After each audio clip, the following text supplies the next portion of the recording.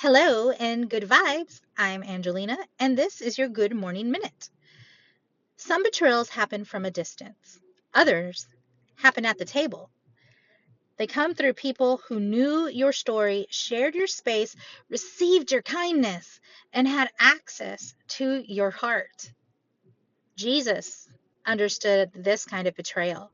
Judas was not a stranger. He was one of the 12.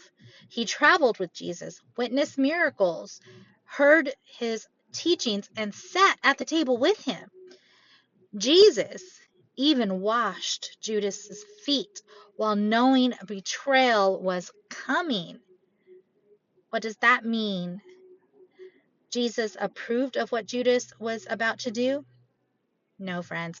It reveals that Judas's character did not have the power to change Jesus' character.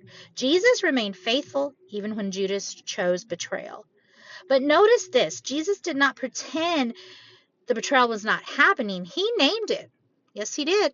He did not confuse love with denial. He did not allow Judas's actions to convince him that his mission had failed. And he did not allow betrayal to make him forget who he was. John 13 tells us that Jesus knew he had come from God and was returning to God. His identity was secure before he addressed the betrayal. That security matters. When we do not know who we are, another person's betrayal can become evidence that we are worthless. We begin asking, how could they do this to me? Then the question slowly changes into, what is wrong with me that they did this? But another person's betrayal reveals something about the choice they made. It is not an accurate measurement of your value, friend. Jesus was betrayed, but he was still the Son of God. He was sold for silver, but his worth was never determined by the price Judas accepted.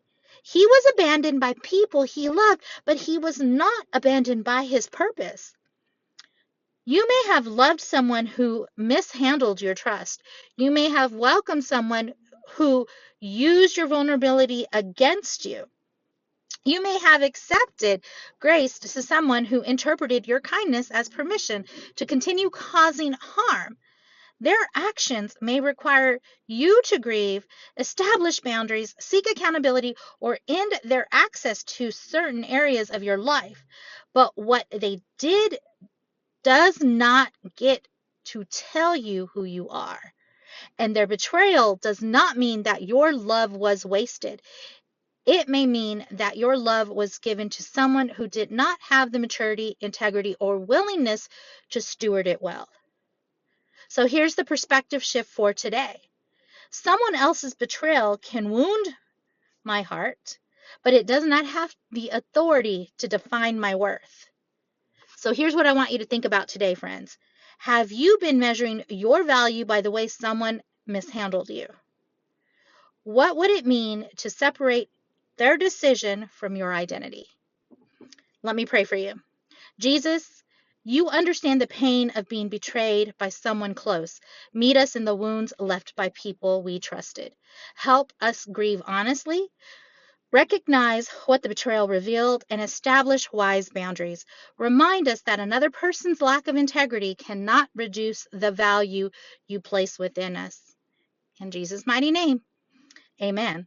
All right, friends, until next time, I'm Angelina, your life coach, sending you much love, much peace, many blessings.